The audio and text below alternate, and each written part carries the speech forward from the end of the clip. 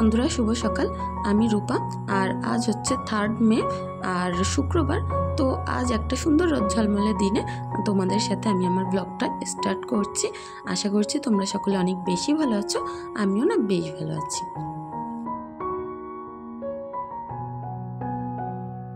তো এই প্রতিনিয়ত কাজ আমাদের মেয়েদের যেটা থেকে থাকে, তো সেটাই করছি।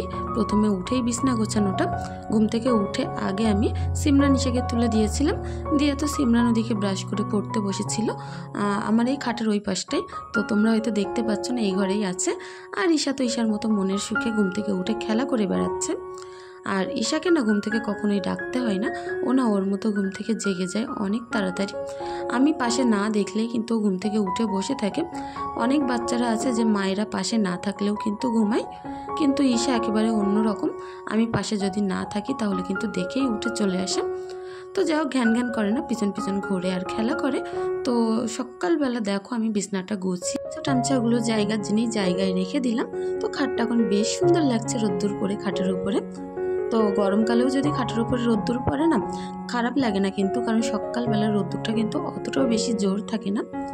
তো এটা হয়তো 1 ঘন্টা কি আধ ঘন্টা মতো থাকবে খাটের উপরে, তারপরে কিন্তু আপচেই চলে যাবে রোদ্দুরটা। আধ ঘন্টা বলা ভুল, হয়তো 15 মিনিট থেকে 20 মিনিট মতো থাকে। তো তার মধ্যেও কিন্তু আমার বিছনাটা শুকিয়ে মচমচ করে। তো যাই হোক, এখন আমি কথা বলতে বলতে আমার ঘরটা সুন্দর করে ঝাড়ু দিয়ে নিচ্ছি। আর আমার ঘরে এই গরমকালে ঝাড়ু দিতে দিতে কতগুলো যে ছোট্ট ছোট্ট বোতল পাওয়া যাবে তার ঠিক ঠিকানা নেই, কারণ এগুলো কিন্তু ঈশা রোজই পানি খায় আর ফেলে দেয় তার নিচেই। তো দেখো, ঘরটা তো ঝাড়ু দেওয়া হয়ে গেল, এখন চলে আসলাম এই ঘরটায়। তো এই ঘরটা তো একেবারে পরিষ্কারই আছে, কারণ এই ঘরটায় কিন্তু খুব একটা বেশি আসা যাওয়া হচ্ছে না। আর কাল যেহেতু দুপুরবেলা মোছার পরে তেমনভাবে ঢোকা হয়নি, তো খুব একটা ময়লা হয়নি। তো আমি না প্রত্যেক দিন সকালবেলা ঘুম থেকে উঠে খুব অল্প সময়ের মধ্যেই আমি ঘরবাড়িগুলো ক্লিনিং করে ফেলি, কারণ তোমরা তো কম বেশি যারা আমার নতুন ব্লগ দেখে থাকো নিশ্চয়ই জানো যে এই সকল কাজগুলো করে কিন্তু আমাকে দোকানে যেতে হয়। তো খুব অল্প সময়ের মধ্যে যেভাবে আমি কাজকর্মগুলো করে ফেলি, তোমাদের সাথে কিন্তু আমি সেটাই শেয়ার করি।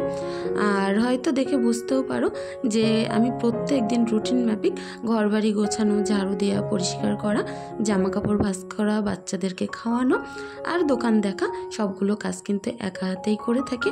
তো যেভাবে করি তোমাদের সঙ্গে সেটাই তো শেয়ার করছি। প্লিজ পুরো ভিডিওটি জুড়ে পাশে থেকো, আশা করছি সকলের অনেক বেশি ভালো লাগবে। তো তোমাদের সাথে গল্প করতে করতে দুটো ঘর তো পরিষ্কার হয়ে গেছে, রান্নাঘরটাও ঝাড়ু দিয়ে নিলাম, নিয়ে এখন বাইরে যাব। তো এখানে আজ অল্পই বাসন হয়েছে, কাল রাত্রে না রুটি খাওয়া হয়েছিল, তো আমি রুটি খেয়েছিলাম, হাজব্যান্ড ভাত খেয়েছিল, আর সিমরান তো অল্পই করে কিছু খেয়ে নেয় রাত্রে, অল্প করে ভাত খেয়েছিল। তো সেই 2-3টে বাসনই পড়েছিল, তো সেগুলো আমি সুন্দর করে উপর করে যে ভিজা জামা কাপড়গুলো রাত্রে না দড়িতে মেলেছিলাম, তো সেগুলো এখন তুলে নিচ্ছি। এখন এত প্রচণ্ড গরম যে এই গরমে 10-15 মিনিটেই জামা কাপড়গুলো আধ শুকনো হয়ে যাচ্ছে। সেখানে তো পুরো রাতি মেলা ছিল, আর এত প্রচণ্ড হাওয়া বয় আমাদের বাড়িতে, ফাঁকা জায়গায় হওয়ার কারণে না প্রচণ্ড হাওয়া বয়, রোদ্দুর আসে ওই জায়গাটায়। তো সকালবেলা উঠে দেখলাম জামা কাপড়গুলো শুকিয়ে গেছে, তো সেগুলো তুলে এখন ঈশাকে আমি মুখটুকগুলো সুন্দর করে মুছে দিচ্ছি। যেহেতু ব্রাশ করেছিল, মুখ ধুয়েছিল, তারপর এখন তো দোকানে যাব, তো সেই কারণে ভালো করে মুখটা মুছিয়ে মুরগিদেরকে এখন খেতে দিতে চলে আসলাম। তো এখন আমি কিছুটা ম্যাশ নিয়েছি, তো এটা ওদের অনেক বেশি ভালো লাগে ম্যাশ খেতে। আর ভাত দিলে না একটু যেন মন খারাপ করে এরা, কিন্তু ম্যাশ দিলে দেখো কত সুন্দর করে মারামারি করে খেয়ে নিচ্ছে। তো যাই হোক, এদিকে কিন্তু ঈশা আমার পেছন পেছন ঘুরে বেড়াচ্ছিল, ওকে ডাকলাম যে এসো ঈশা, এখন আমরা দোকানে যাব। পরিবেশটা দেখো কতটা বেশি নিস্তব্ধ, নির্জম আর সুন্দর, আর অনেক হাওয়া বইছিল, বাইরে থেকে না ঘরে যেতেই মন চাইছিল না। তো দেখো এই টানা রৌদ্রের মধ্যে প্রচণ্ড তীব্র গরমে আমি এখন উঠোনটা কিন্তু ঝাড়ু দিতে চলে আসলাম। এখন আমার সমস্ত গা হাত পা যেন পুড়ে যাচ্ছিল, তো মনে হচ্ছে যেন কেউ একটা আগুনের ঝলসানো একটা তাপ দিচ্ছে, তো সেটা লেগে গা পুরো ঝলসে যাচ্ছে। তো অনেক তাড়াহুড়ো করেই কিন্তু আমি এই কাজকর্মগুলো করে ফেলছিলাম। তো যাই হোক, উঠোনটা হয়তো খুব বেশি পরিষ্কার করে ঝাড়ু দিতে গেলে ছোট্ট একটা মুড়ো ঝাঁটার দরকার হবে। আমার ঝাঁটাটা যেহেতু অনেকটাই লম্বা, তো এই গাছগাছালি থেকে না পুরো নোংরা আমি বের করতে পারছিলাম না। সৃষ্টি গাছের ফুলগুলো যেন আটকে আটকে যাচ্ছিল। তো সেইভাবেই আমি সুন্দর করে ঝাড়ু দিয়ে নিলাম। আর এখন আমার ঝাড়ু দেওয়াটা কমপ্লিট হয়ে গেছে। তারপরে দোকানে এসে সিমরান আসার সময় কিছুটা যে পরেটা কিনে নিয়ে এসছে। যেহেতু সিমরান এখন সাইকেল চালানো শিখে গেছে, তো এখন না ও দোকানে যেতে পারে। টুকিটাকি জিনিসপত্র যেগুলো আমার লেগে থাকে তো আমাদের গ্রামের ভিতরে, তো সেখানে গিয়ে কিন্তু আমার কাজগুলো এখন সিমরানও করতে পারে। তো যাই হোক, এখন সুন্দর করে আমার গ্যাসের এই স্পেসটা একটু পরিষ্কার করে নিচ্ছে। আর এখন গ্যাসটা জ্বালিয়ে নিয়ে সুন্দর করে চা বসিয়ে দেব। আর এটা কিন্তু দোকানেই করছি, কারণ দোকানে তো তোমরা জানো যে এই ওভেনটা আমার দোকানে রাখা আছে, আর যেটা স্টিলের ওভেন আছে সেটা কিন্তু আমার বাড়ির রান্নাঘরে। তো রচা করে নিলাম। কাল যেহেতু প্রচণ্ড পেট ব্যথা হয়েছে সারাদিন, তো রচাটা খেতে না আমার প্রচুর ভালো লাগে। আর এখন 11টার দিকে ঈশাকে আসলাম ভাত খাওয়াতে, তো একটু ডিম সিদ্ধ, ঘি আর ভাত এটা দিয়ে খাওয়িয়ে নিচ্ছে। ঈশা না প্রচণ্ড ঝোলঝাল খাবার খেতে ভালোবাসে, এটা দিয়ে মোটেও খেতে চাইছিল না, তবুও কি করব বলো, খাওয়াতে তো হবে। এখন সবজি রান্নার মতো টাইম আমার হাতে ছিল না, কারণ সেই সকাল থেকে দোকানে 1 কাপ চা খেয়ে কাজ করছি। নিজের মুখে যে কোনো অন্নদানা দেব সেরকম সময় আমি পাইনি। আর দেখো, সেই খাওয়ানোর পরে আসছে এখন 2:45 বাজে। তো এখনও পর্যন্ত দুপুরের রান্নাটা কিন্তু আমি বসাতে পারিনি। তো এখন টোকানগুলো গুছিয়ে নেব। সারাদিন যেহেতু অনেকটাই ধকল গেছে, সিমরান খেয়েছে, ঈশা খেয়েছে, আমি আর খাওয়ার সময় পেলাম না। কি আর করব বলো, কপালে যেটা আছে সেটাই তো হবে। তো বাড়িতে গিয়ে ভাবছি একেবারে দুপুরের রান্নাটা কমপ্লিট করেই খাবো, কারণ সকালের খাওয়াটা করতে গেলে আমার জন্য আবার নতুন করে কিছু তৈরি করতে হবে। তো এদিকে আমি দোকান গোছাচ্ছিলাম, আর একের পর এক খরিদ্দার কিন্তু আসতেই থাকছিল। আর সিমরান তো ওর ব্যাগটাগুলো গোছাচ্ছিল, এক্ষুনি আবার বাড়ি যাব বলে। তো ওরা ওদের মতো গোছাতে থাক। ঈশা কিন্তু এর মধ্যে একবার একটুখানি ঘুমিয়ে নিয়েছিল, আর আজ বাড়ি গিয়ে আর ঘুমাবে না রান্নার টাইমে। তো অনেকটাই জ্বালাতন করছিল ঈশা এখন। তো চুলোয় রান্না করতে যেতে গিয়েও ভাবলাম অনেকটা বেলা হয়ে গেছে, এখন যদি চুলোয় রান্না করতে যাই তো আরও বেশি দেরি হয়ে যাবে। ঝপাঝপ গ্যাসেই অল্প কিছু রান্না বসিয়ে দিই। ইদানিং করে না দুপুরবেলা বেশ আমার অনেকটাই কষ্ট হয়ে যাচ্ছে, যে এই সারা দিনের মধ্যে এতটাই কাজকাম আমার পরে। তো সেইভাবে আমি রান্নাবান্নাগুলো না বেশি কিছু করতে পারছি না, শুধু খেলে যে পেট ভরবে সেরকম কিছুই করছি, যে তাড়াহুড়ো করে যে রান্নাগুলো হয়ে যায় সেরকম কিছুই কিন্তু আমাকে করতে হচ্ছে।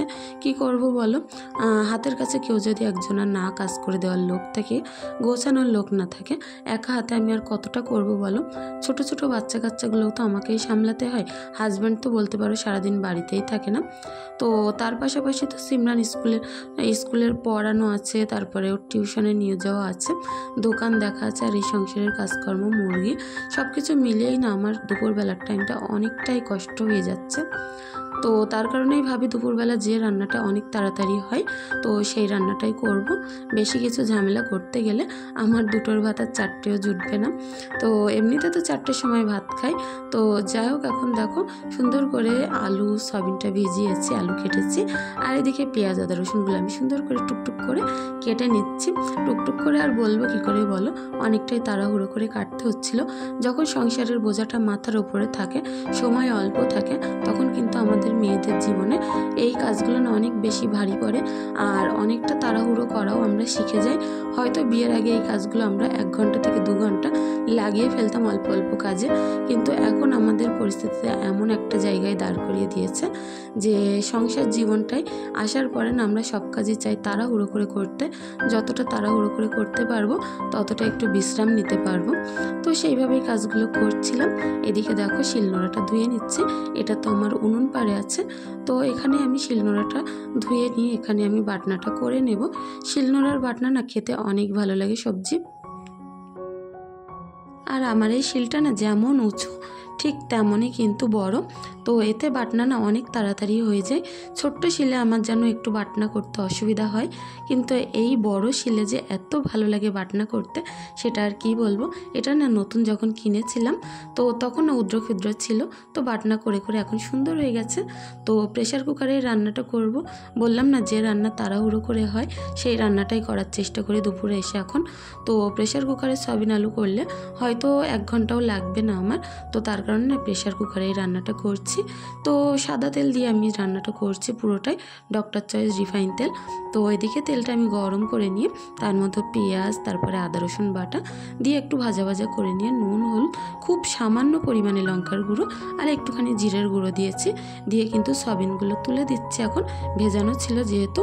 তো সয়াবিনগুলো তো আমি হালকা করে ভাজা করে নেব, আর এরপরে কিন্তু আলুগুলো তুলে দেব। তো আমি দেখেছি না, সয়াবিন ভাজা করে রান্নার থেকে একটু তেল বেশি দিয়ে কষিয়ে রান্না করলে আমার কাছে যেন বেশি মজা লাগে।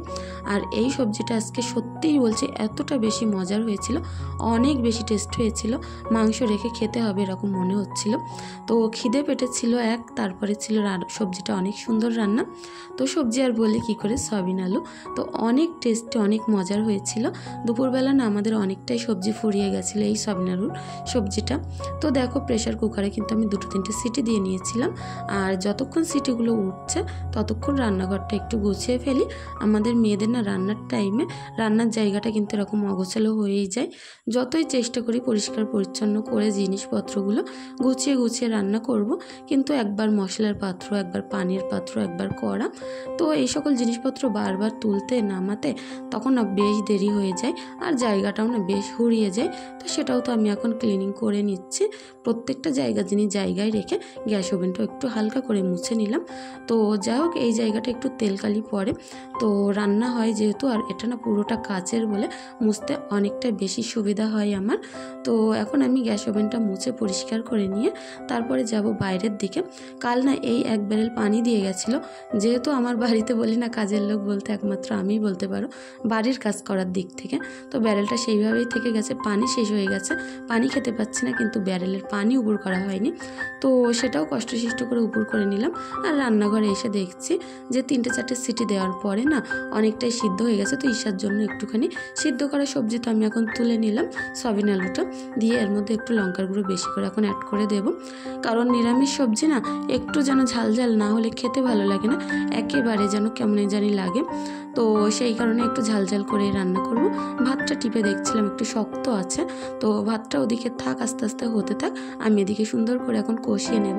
তো কালারটা দেখতে পাচ্ছ না, যতটা দেখতে সুন্দর হয়েছে খেতে কিন্তু তার থেকে বেশি সুন্দর হয়েছিল। তোমরা একবার আমার মতো করে ট্রাই করে দেখো, প্রেশার কুকারে সয়াবিন আলু রান্না করে অনেকটা বেশি ভালো লাগবে। আর এটা ছিল আদা ভাসার সয়াবিন, তো এতে হয়তো খুব বেশি সয়াবিন থাকে না, 10 টাকার একটা প্যাকেটে না মনে হয় 15টা মতো সয়াবিন থাকে, 15 থেকে প্রায় 17টা মতো, খুব কম সয়াবিন থাকে, কিন্তু খেতে না বেশ দারুণ লাগে এই সয়াবিনটা।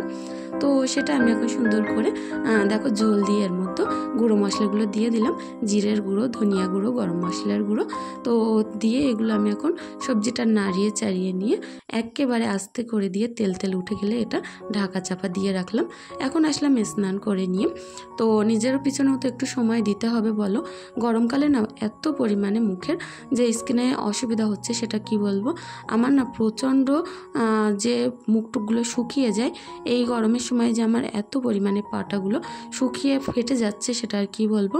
হয়তো আমার বারান্দাটা ঢালাই দেয়া, আর সেখানে খালি পায়ে হাঁটার কারণে অসুবিধাটা হচ্ছে, মুখটাও চরচর করে কিন্তু শীতের মতো। তো তার কারণে ক্রিম ট্রিমগুলো মেখে এখন আসলাম সিমরানকে ভাত দিতে। তো এখন বেলাটা প্রায় পড়ো অবস্থা, তো এখন সিমরানের ভাত বাড়লাম, ঈশার ভাত বাড়লাম, আর তারপর এখন সিমরানের জন্য একটু সবজি দিয়ে নেব, ওরা যারা খেতে থাকবে তাতে করে আমার কিছুটা জামা কাপড় আছে মেলে দিয়ে তারপর নিজের ভাতটা আমি খেয়ে নেব। তো দেখো সিমরান ঈশার তো এখন ভাতটা দিয়ে নিলাম, তো জামা কাপড়গুলো একটু বাদেই মেলছি, এখন আগে ঈশাকে সুন্দর করে খাইয়ে নেওয়া যাক। তো এখন দেখো সুন্দর করে এখন ঈশাকে খাইয়ে দেব। এই টাইমটায় না ঈশা একটু ভালোভাবে খায়, কারণ বাচ্চা কাচ্চা না পাল্লাপাল্লি দিয়ে খেতে বসলে বেশ ভালোভাবেই খায়। তো ওদিকে তো সিমরান খাচ্ছিল, সিমরানের দেখা দেখে কিন্তু ঈশাও পাল্লাপাল্লি দিয়ে খাচ্ছিল। আর খাওয়ার টাইমে ঈশাকে পানি দিয়ে রাখতে হয়, আর আমি মগে পানি দেওয়া এখন ওকে বন্ধ করে দিয়েছি। মগে পানি দিলে কি করে না, এক ঢোক হয়তো পানি খায় আর হাত ডুবিয়ে বসে থাকে মগের মধ্যে, গ্লাসের মধ্যে। তো এখন এরকম ছোট্ট ছোট্ট বোতলে করে ওকে আমি পানি দেওয়া অভ্যেস করছি, এতে করে কি হবে, ও আর হাতটা ডুবিয়ে বসে থাকতে পারবে না। তো ভাত খাওয়ার থেকে পানিটাই কিন্তু বেশি খায়। তো আমিও নাসর বান্দা, খাওয়িয়েই ছাড়বো, পানি যতটা খাও ভাত তোমাকে শেষ করতেই হবে। তো সেইভাবে আমি এখন ঈশাকে টপ টপ করে খাইয়ে নিচ্ছিলাম, নিয়ে যাব একটুখানি বিকালবেলা ওদের নাচের ক্লাসে।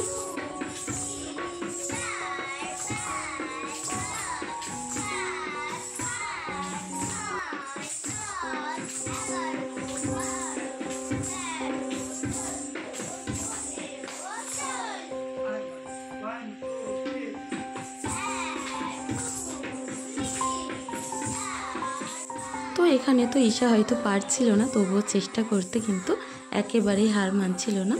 তো 2 বছর 1 মাস বয়সে কার বাচ্চা এমনভাবে খুব একটা ভালো পারে বলো, তবুও তো চেষ্টা করতে ছাড়ছে না। তো আমিও চেষ্টা করি ওদের একটুখানি মাইন্ডটা ফ্রেশ করার জন্য, সপ্তাহে একদিন একটু নাচের ক্লাসে নিয়ে আসার জন্য। এটা তো আর কোনো প্রফেশনাল নাচ না, এখানে এমনি প্লেন জাস্ট একটুখানি এরকম শরীরের ব্যায়াম হয়, তারপরে ওদের মনটাও একটু ভালো হয়ে যায়। আর আমি যেহেতু সারাদিন অনেক কাজের মাঝে থাকি, তো বাচ্চাদের এই সকল জিনিসগুলো না দেখতে আমার অনেক ভালো লাগে। ওদেরকে নিয়ে সপ্তাহে একদিন যখন আমি বসে থাকি এখানে, আমার মনটা না অনেক বেশি ভালো হয়ে যায়। তো দেখো এদিকে যে গানটা হচ্ছিল আমি দিতে পারলাম না, কারণ গান দিলে ভিডিওর মাঝখানে কপিরাইট চলে আসার একটা ভয় আছে। তো ওদেরকে নিয়ে তো আমি বাড়িতে চলে আসলাম, এখন বাজে রাত 8টা। তো এখন আর আমি দোকানে আর যাবো না, হাজব্যান্ডই আছে। তো এখন দেখো আমি যে সকল জামা কাপড়গুলো ভিজে ছিল সেগুলো কিন্তু ঘরের ভিতরে মেলে দিচ্ছি, আর কিছুটা জামা কাপড় আমি কেচেছি ঈশার, তো সেগুলো আমি সুন্দর করে মেলে দিচ্ছি। যেহেতু নাচের ক্লাসে যাওয়ার পরে অনেকটা ঘেমেছিল, জামা কাপড়গুলো দিয়ে বেশ দুর্গন্ধ লাগছিল, তো সেগুলো কিন্তু আমি ধুয়ে কেচে একেবারে মেলে দিলাম। যখনকার কাজ না তখনই করে ফেললে আর সেটা দেরি হয়ে পড়ে থাকে না, আর মনের ভিতর ভয়টাও কাজ করে না যে আমার সেই কাজটা করতে হবে, কখন করব তার ঠিক ঠিকানা নেই। তো যখনকার কাজ তখনই করলে মনটাও ভালো থাকে, ফ্রেশ লাগে। তো এখন দেখো চলে আসলাম একটু চা করতে। দুধ চা আমি সাধারণত খাই না, আমার মোটেও পছন্দ না দুধ চা। তো দুধ অনেকটাই পরিমাণে দেরি হয়েছে, তো এই দুধগুলো তো রেখে দিলে ফ্রিজে দিনের পর দিন থেকেই যাবে, এটা দিয়ে আর কিছু করা হবে না। তো সেই কারণেই ভাবলাম আজকের দুধটা আবার দেরি আছে, তো কালকের দুধটা যদি থেকে যায় এটা থেকেই যাবে। তো তার কারণে আমি সুন্দর করে এখন চা করে নিলাম একটু দুধ চা। তো সিমরান তো নাচের ক্লাসটা শেষ করে এসে বাড়িতে এসে জামা কাপড় খুলে একটুখানি রেস্ট নিয়ে বই নিয়ে বসেছে। তো সন্ধ্যেবেলা একটুখানি খাবার কিছু না দিলে হয় না, টিফিন করে দিয়ে। তো আমার হাতে অতটাও বেশি সময় ছিল না যে ভারী কিছু করব, এখন একটুখানি শুধু চা, চানাচুর, মুড়ি, বিস্কুট এগুলোই দেবো টুকিটাকি খাবার। আর এখন দেখো ঈশার জন্য আমি দুধ জাল করে নিচ্ছি। তো এই দুধগুলো না অনেকটাই দেরি থাকবে, যেহেতু এতটা দুধও খাবে না আজ, তো অর্ধেকটা পরিমাণে আমি 500 দুধ থেকে জাল করে নিলাম, আর এর ভিতর থেকে আবার অর্ধেকটা নিলাম, অর্ধেকটা হাঁড়িতেই থাকবে, রাত্রেবেলা একবার খাবে, আর যেগুলো বোতলে আছে কাল সকালবেলা যদি খাই ভালো, না খাই রেখে দিতে হবে। তো এদিকে দেখো চাটা নিয়ে এখন আমি টেবিলের ওপরে নিয়ে বিস্কুট টিস্কুট দিয়ে রেডি করে নেব, নিয়ে কিন্তু এখন আমি সুন্দর করে চাটাগুলো খেয়ে নেব। তো বন্ধুরা এখনও পর্যন্ত তোমরা যে আমার সাথে আছো, যদি ভিডিওটি ভালো লাগে প্লিজ চ্যানেলটি সাবস্ক্রাইব করো। আজকের ভিডিওটি এখানেই শেষ করছি, ধন্যবাদ, সকলে ভালো থেকো।